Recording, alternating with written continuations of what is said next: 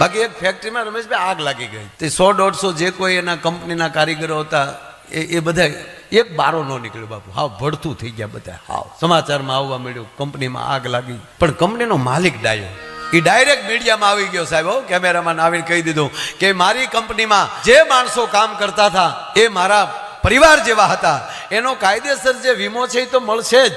મારી કંપની તરફથી દરેકના ખાતામાં 51 લાખ રૂપિયાના પરિવારને નાખી દેવામાં આવશે. તો એના પરિવારના બધા એના પત્નીની તો જોતા જ હોય જ. એક ભાઈના પત્ની જોતા હતા ટીવીમાં, અને છોકરાને બોલાયો કે અહીંયા આવી તો બટા, આ કંપનીમાં આગ લાગી, તાર બાપા નોકરી કરતા એ કંપનીમાં આગ લાગી.